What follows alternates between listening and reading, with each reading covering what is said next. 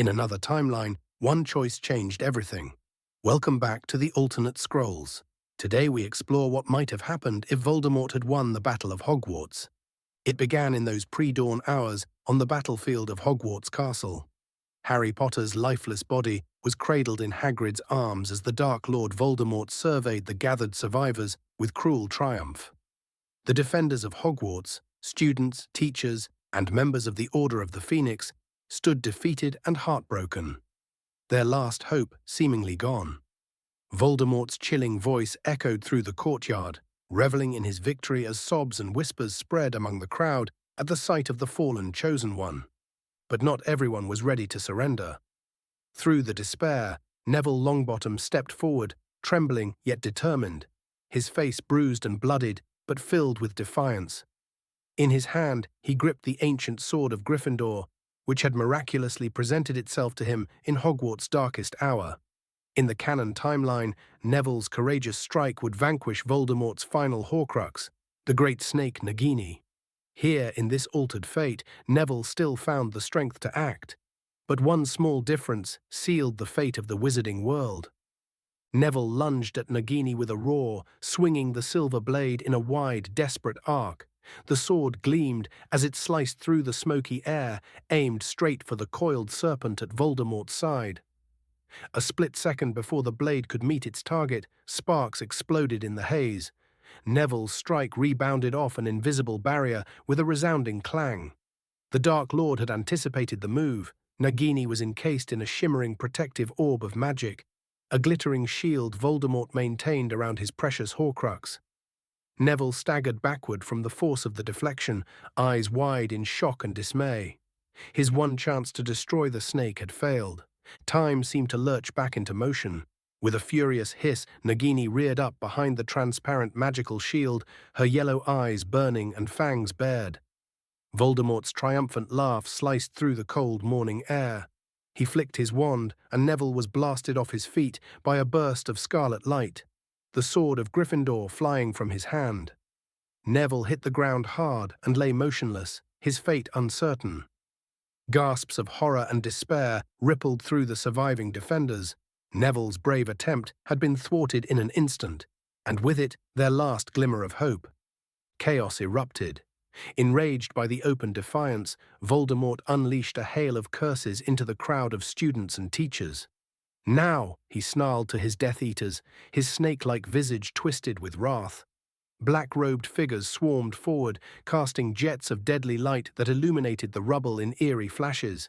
The defenders, though battered and leaderless, roared in desperate resistance. Spells from both sides collided in mid-air, showering sparks and flame across the demolished entrance hall. The Battle of Hogwarts, which had paused at Harry's apparent death, exploded to life once more. Only now the balance had shifted perilously toward darkness. Amid the pandemonium, Harry Potter stirred.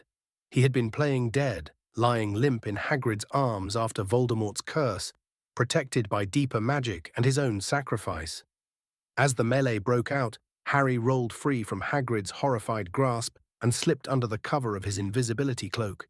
He was alive, and now he knew that Neville had failed to kill the snake. Harry's heart thundered with dread. Nagini had to die, or Voldemort could not be defeated. Invisible to friend and foe alike, Harry darted away from the center of the fray, determined to find a way to strike at Nagini while there was still time. But Voldemort was taking no chances. Sensing that Harry's body had vanished and realizing the truth, Harry was still alive, the Dark Lord's eyes flashed with murderous intent. "Find him," he screamed, voice magically amplified to rise above the din. "Find Potter. He is here." At his command, Dementors that had been lingering at the edges of the forest now swooped over the battlefield in a wave of icy darkness, drawn by the despair and confusion. Their rattling breaths and chilling presence spread panic. Many on the light side felt their courage falter as an unnatural cold seeped into their bones. Some tried to conjure patronuses, but in the chaos and crushing grief for the fallen, few could summon enough hope. Silvery wisps flickered and died, leaving defenders exposed to creeping dread. Ron Weasley and Hermione Granger, bruised and exhausted from the night's fighting, clung to each other amid the scattering fighters. The moment Neville struck and fell, They understood what it meant. Voldemort's immortality was intact.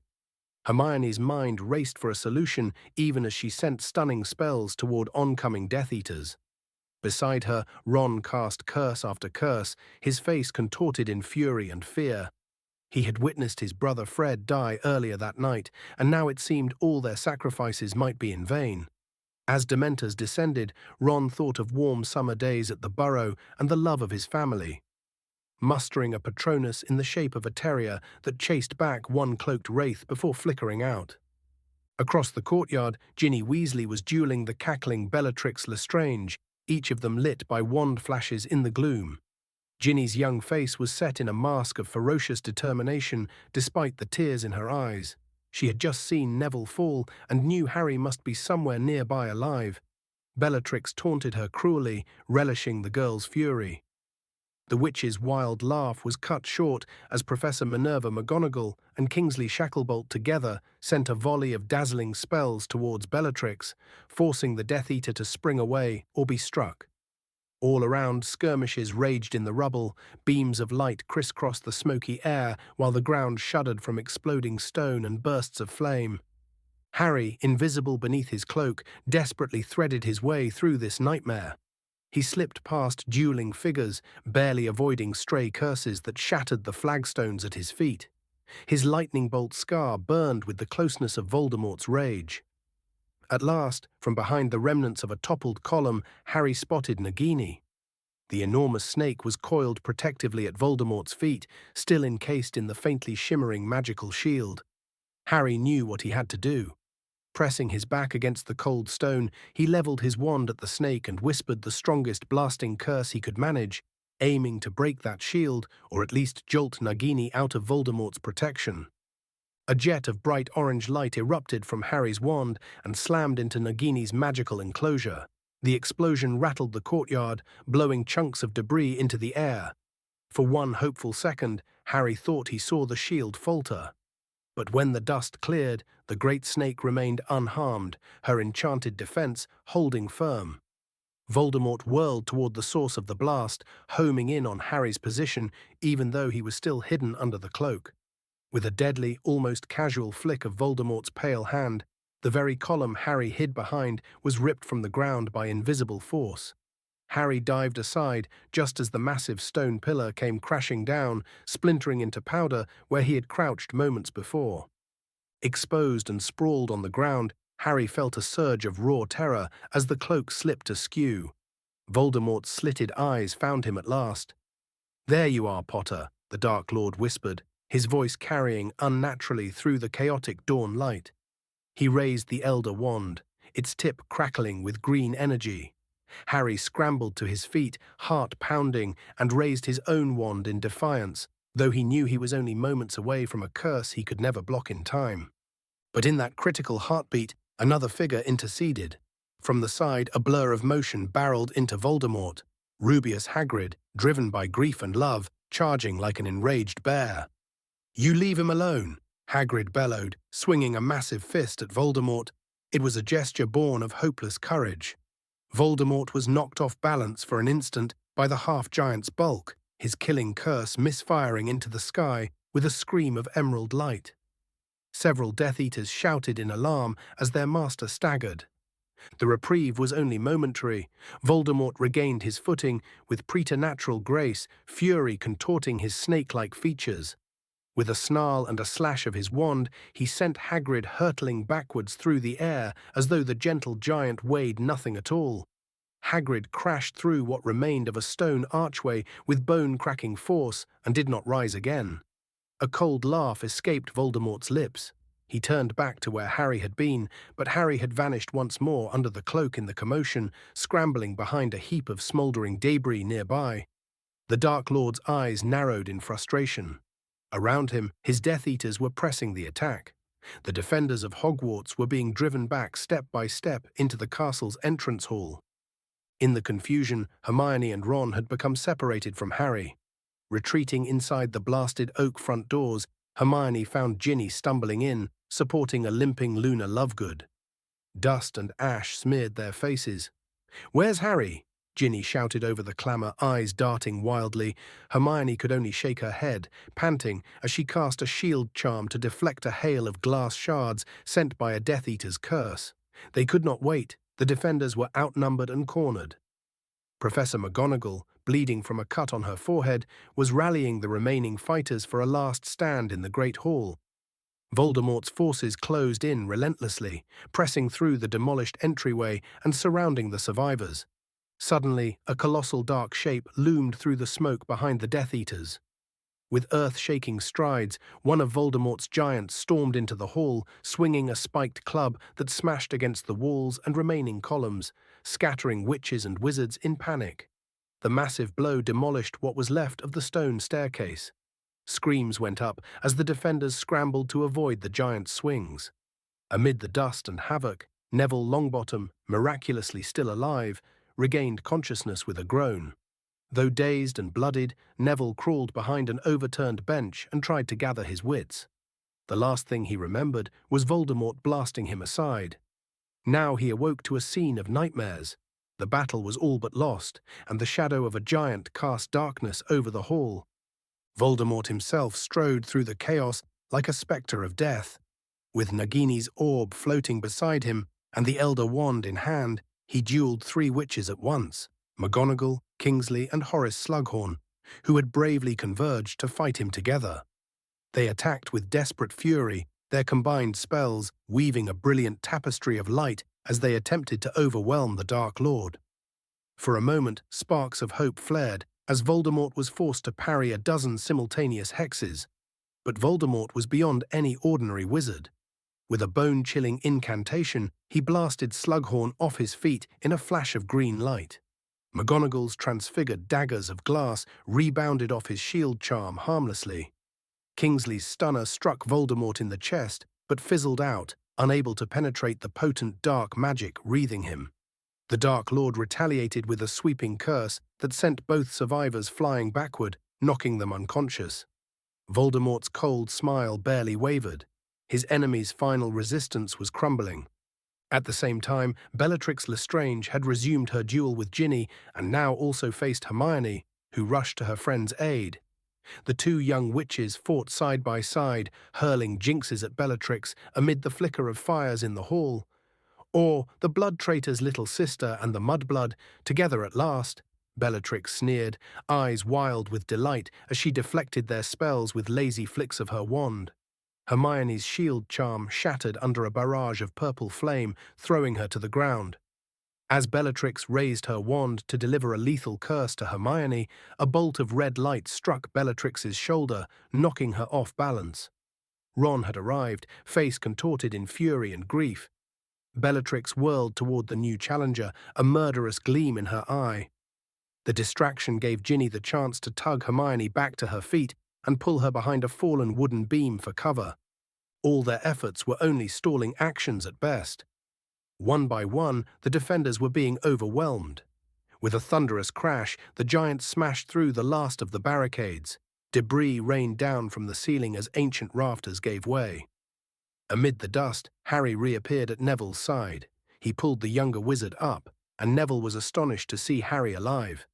"The snake! Nagini, we have to kill it!" Harry shouted urgently, his voice hoarse. Neville, still dizzy but regaining resolve, nodded. Together they began edging along a side wall, intending to circle around and get another chance at the snake from behind. They never got the chance.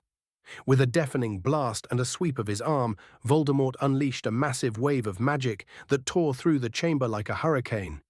The shockwave lifted Harry, Neville, and many others off their feet and slammed them into the stone walls. Candles were snuffed out, banners ripped to shreds, the very air crackled with raw, dark energy. A high-pitched whine filled everyone's ears, followed by an uncanny silence as choking dust descended. Harry's head swam. He struggled to push himself up from where he had been thrown against the base of a shattered statue. Broken benches and shards of glass lay everywhere. Through the settling haze, he saw shadowy figures moving, Death Eaters encircling the few survivors who remained conscious. The defenders' last line had been breached completely. Ron, Hermione, Ginny, Luna, and a handful of others were being disarmed and rounded up, too battered to fight on. Professor McGonagall, wounded but alive, slumped against a pillar, her wand lost. The battle was over. Voldemort's overwhelming spell had snuffed out the final sparks of resistance. A dreadful quiet followed, broken only by the crackle of distant fires and the groans of the injured. Harry felt despair clutch at his heart. They had failed. Hogwarts had fallen into darkness. In front of him, Voldemort stepped forward through the ring of his followers. Dust and blood streaked the Dark Lord's pale face, but his eyes burned with victory. Behind him, Nagini slithered, her protective orb still glinting as she moved, the sword of Gryffindor now lying lost amid the debris. Voldemort surveyed the remnants of Dumbledore's army and the Order of the Phoenix, so few left now, battered and defeated. With a cruel smile of satisfaction, Voldemort flicked his wand and Harry's invisibility cloak flew off, revealing Harry's bruised form to all. A collective gasp came from friend and foe alike. Harry stood on unsteady legs, empty hands raised in front of him. His wand had been blasted away in the chaos. Ron made a move as if to lunge to Harry's aid, but a Death Eater jammed a wand to his throat, forcing him to his knees. Hermione let out a choked sob of Harry's name, only to be seized roughly by her captor. All around, the surviving rebels were held at wand point or in chains. Voldemort's gaze locked on Harry's. "Harry Potter," he said softly, almost in a purr, as though savouring the moment. Harry lifted his chin, meeting the snake-like stare with every ounce of defiance he had left. His scar throbbed, the pain mixing with the dread in his chest. The Dark Lord's lip curled into a poisonous smile. "You have fought valiantly," Voldemort hissed, "but you have lost." He gestured around at the devastated hall and the bound prisoners. "It is over. Your cause is lost. This castle is mine. The wizarding world is mine. Kneel and pledge your loyalty to Lord Voldemort, or you will all be destroyed, starting with your hero here." Several Death Eaters pressed their wands harder against the captives in response to their master's words. The surviving defenders, dozens of them, bloodied and exhausted, exchanged hopeless looks. They had just seen Harry's miraculous survival, but now even he stood beaten and surrounded. One by one, under the cold gaze of Voldemort, they sank to their knees on the dusty, blood-stained floor. Ron and Hermione held hands, tears in their eyes as they knelt. Neville, clutching his broken arm, bowed his head in bitter defeat. Ginny knelt last, her body shaking with sobs of fury, but she kept her tear-filled eyes on Harry, silently apologizing that they could not save him. Voldemort watched, satisfaction and contempt mingling on his face. At last, the prophesied thorn in his side was defeated and in chains. A sense of finality fell over the hall. Outside, the first rays of full morning sun peeked over the horizon, but they brought no warmth or comfort now, only light to reveal the cost of this victory. The floor of the great hall was littered with rubble and fallen fighters, many of them people who had stood bravely against evil, only to be cut down. Still holding his wand aloft, Voldemort glided forward a few steps, addressing the kneeling survivors in a soft, deadly voice. "Those who opposed me lie dead or broken around you," he declared. His words slithered through the silence. "Lord Voldemort is merciful to those who learn their lesson. Swear fealty to me now and live out your days under our new order. Refuse." He gave a faint smile, cold as ice. "And you will meet the same end as your beloved Dumbledore, as all your heroes. The era of Potter and his so-called light is over." A low groan from Hagrid's direction punctuated Voldemort's speech, but no one in the hall moved to intervene. The defenders' spirits were shattered. They knelt amid the destruction, faces downcast, barely daring to breathe. Harry himself swayed on his feet, held upright by magic and the grip of a Death Eater at each arm. He had failed everyone. This thought crushed him more painfully than any curse. "Incarcerus," Voldemort murmured with a casual flick of his wand. Ropes sprang to life, coiling snake-like around Harry's body, binding his arms to his sides. Harry fell to his knees with the rest, unable to resist. Voldemort stepped closer, towering over the young man who had defied him for so long. "Your death will not be quick, Potter," he said in a soft, venomous tone. "I want you to witness what becomes of those who stand against me." With that, he gave a nod to his followers. In the hours that followed, Voldemort made brutal examples of the survivors. Some, like acting minister Kingsley Shacklebolt and other key defenders, were executed on the spot for their defiance. Members of the Weasley family were cut down mercilessly, leaving Ron and Ginny collapsing in grief. Others, including Hermione Granger and Neville Longbottom, were dragged away in chains to face interrogation and torture. Even Harry, unconscious and bound, was spared immediate death. Voldemort chose to keep the boy who lived alive as a trophy of his triumph, intending to break him before eventually ending his life. Voldemort wasted no time consolidating his rule. Within days, the Ministry of Magic fully fell into his hands. The new regime symbol, the skull and snake dark mark, hung over the atrium in place of the old statues, and the Daily Prophet churned out propaganda praising the dawn of a greater wizarding era.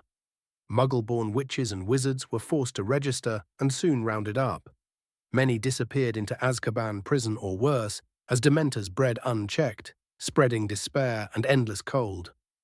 Hogwarts itself, though scarred by battle, was reopened that September under the iron grip of Death Eater professors. On September 1st, the Hogwarts Express still arrived at the school, but now its carriages brought students to a place ruled by fear. The new headmasters, the Carrow siblings, enforced courses in the dark arts and pure-blood supremacy. In the once merry corridors, screams of punishment replaced laughter. Only children from loyal pure-blood families felt relatively safe. Everyone else lived in terror that they might be the next to face cruelty. Yet even in this darkness, small embers of resistance refused to die. The secret radio program Potterwatch crackled to life intermittently, spreading hope and news of safe havens. Brave souls like the remaining members of the Order of the Phoenix and Dumbledore's army worked in the shadows, sheltering fugitives, smuggling wands to the defenseless, and planning for a day when they could strike back. Harry Potter and his closest friends were among those who endured and escaped. Initially captured, Harry spent months in a dank Azkaban cell, kept alive as Voldemort's trophy. Hermione and Ron, separated by imprisonment, each managed daring breakouts with help from covert allies inside the Ministry. By the winter of that first year, these young heroes reunited at a hidden safe house. They were battered by loss and grief, but unbroken in spirit. Along with Ginny Weasley, Neville Longbottom, Luna Lovegood, and a handful of other survivors, they formed the core of a renewed resistance. An unlikely ally also emerged from Voldemort's ranks, Draco Malfoy. Haunted by the atrocities he witnessed and indebted to Harry for sparing his life, Draco's conscience finally rebelled. Under the cover of his privileged position, he began slipping the rebels crucial information: the movements of Death Eater patrols, the weaknesses in Hogwarts defenses, and above all, hints about Voldemort's own whereabouts and plans. It was Draco who revealed that on the first anniversary of Voldemort's victory, the Dark Lord intended to make a grand public appearance at Hogwarts to cement his dominion. This he passed to the Resistance with a whispered message in the dead of night. It might be their best chance to turn the tide. And so, as spring came and the anniversary of Hogwarts' fall approached, Harry and his friends prepared for one desperate, audacious strike. They knew Voldemort would be surrounded by followers and deadly protections, and that Nagini, his final Horcrux, would never be far from his side. But with nothing left to lose, the rebels were determined to end the nightmare or die trying. On the evening of the anniversary of his triumph, Voldemort gathered his followers in the ruined courtyard of Hogwarts for a grand proclamation of his everlasting power. Under a brooding, moonless sky, torches sputtered against the cold stone as Voldemort stepped onto a raised dais to address ranks of black-robed supporters. Unseen by any of them, Harry and his allies were already in position nearby, concealed in the shadows of a collapsed tower within the castle. They had slipped in through a secret passage and steeled themselves for this moment. Clutching their wands and a single basilisk fang salvaged from the Chamber of Secrets, the rebels waited for the signal to strike. It came in a flash of fire. At Harry's whispered command, a sudden explosion rocked the far side of the courtyard, a diversion triggered by the Resistance. The ground shook as a section of wall blew apart, and confusion swept through Voldemort's assembly. As Death Eaters shouted and spun toward the blast, Neville Longbottom seized the opportunity. With a fierce yell, Neville burst from cover and sprinted straight towards Nagini, who lay coiled near Voldemort's feet. In Neville's hand was the deadly basilisk fang, glinting with venom. He drove it into the great snake with every ounce of strength he had left. Nagini let out an unearthly hiss as the fang pierced her flesh. The enormous serpent thrashed wildly, green-tinged blood gushing from the mortal wound. Neville was knocked backward by the snake's tail, but his job was done. Voldemort's final Horcrux was destroyed. Time seemed to freeze. Voldemort's scream of rage tore through the night as he realized what had happened. Voldemort howled in fury and fear as he felt the destruction of the soul fragment that had kept him immortal. For the first time, the Dark Lord knew vulnerability. A shock of silence fell over the courtyard. Nagini's corpse lay twitching, and the Death Eaters stared in disbelief at the sudden turn of fortune. Harry stepped forward from the debris, revealing himself in the flickering torchlight. Harry's voice rang out, declaring that this battle would end here. Seeing his hated nemesis emerge alive and defiant, Voldemort was momentarily taken aback. But then the Dark Lord's eyes burned with murderous resolve. In a swirl of his cloak, Voldemort leapt down from the dais to face Harry. All other duels and commotions seemed to fade as the two adversaries squared off amid the rubble of the school they had both once called home. Voldemort struck first. Voldemort bellowed the killing curse with a flash of livid green aimed directly at Harry. At that exact moment, Harry thrust his own wand forward and countered with the disarming spell, Expelliarmus. A jet of red light burst from Harry's wand. The two spells collided in mid-air with a thunderous crack that lit up the night. Green and red beams of magic intertwined, sparking and screaming between Harry and Voldemort as each poured their will into the attack. The ground trembled and a blinding glow engulfed the courtyard, forcing everyone still present to shield their eyes. Then, with a shattering boom, Harry's red beam overwhelmed the green. The Elder Wand, recognizing its true master, wrenched itself from Voldemort's hand and flew high into the air. The killing curse, suddenly unchecked, rebounded upon its caster. Voldemort's eyes widened in shock. In a split second, the bolt of green light struck him in the chest. The Dark Lord's pale face blanched with disbelief and terror as his own lethal magic coursed through him. With a piercing wail, Voldemort was lifted off his feet, emerald light blazing around his contorted form. And when the light vanished, he collapsed to the cold stones. Tom Riddle hit the ground dead. Lord Voldemort was no more. For one surreal moment, utter silence blanketed the battlefield. Everyone stood frozen as the realization set in. The Dark Lord had fallen. Then a wave of sound erupted, an overwhelming cry of joy, relief and triumph from the surviving defenders of Hogwarts. The nightmare that had held the wizarding world in its grip for over a year was finally ending. Many of Voldemort's followers tore off their masks and fled into the darkness, their courage evaporating with their master's death, while others simply sank to their knees in shock and surrender. High above, the glowing green dark mark that had loomed menacingly over the castle began to fade away, its evil promise broken.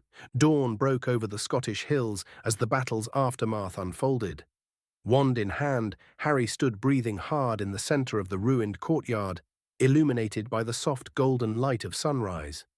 Around him his friends gathered, faces streaked with dust, tears and disbelief at what they had achieved. Ron and Hermione rushed to Harry's side and threw their arms around him.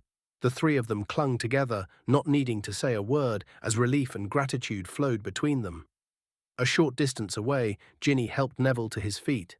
Neville was battered and bleeding from Nagini's thrashing, but alive, and Ginny's eyes shone with pride through her tears as she steadied him.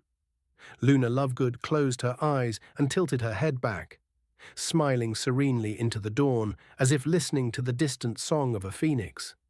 And near the fallen dais, Draco Malfoy stood uncertainly, having openly turned against Voldemort's ranks in those final moments. He watched the reunion of the others from afar, unsure if he was welcome among the victors. Catching sight of Draco, Harry gently extricated himself from Ron and Hermione and stepped forward. For a tense beat, the two young men locked eyes amid the rubble. Then Harry gave Draco a small, grateful nod. Draco's shoulders sagged with quiet relief. He understood the unspoken acceptance. In that silent exchange, the enmity of their youth melted away. The survivors began to fan out across the courtyard, tending to the wounded and securing those Death Eaters who had surrendered. A few joyful figures dared to cheer, their voices echoing off the scorched castle walls. There would be much to do in the coming days, injuries to heal, prisoners to round up, a world to rebuild from the ashes of tyranny. They would mourn those who had been lost and honor every sacrifice that had led to this dawn. But as the morning sun flooded the shattered grounds with light, hope was reborn. Hogwarts and the entire wizarding world was free again. Harry Potter and his friends had not only survived an unimaginable ordeal, they had shattered a darkness that once seemed invincible. In that new dawn, Harry walked a few paces away from the others to survey the scene. The destruction across the school was great, but he knew Hogwarts would endure. Its very walls had witnessed centuries of light and dark, and it would heal again. In the distance, a faint song seemed to carry on the breeze, as if Fawkes the Phoenix were invisibly serenading the victory with a hymn of hope. Golden sunlight bathed the broken battlements and the black lake beyond, where mist was beginning to lift. Harry closed his eyes for a moment, letting the warmth wash over him. He thought of those who weren't here to see this moment. His mother and father, who had died to give him a chance at life. Sirius and Dumbledore, who had guided him. Fred, Tonks, Lupin, and so many others who had fallen along the way. Harry felt their presence in his heart, and a profound peace settled over him. The terror was over. Against all odds, love and courage had won. Thank you for watching the Alternate Scrolls. If you enjoyed this journey through magic and fate, make sure to like, subscribe, and stay tuned for more alternate stories.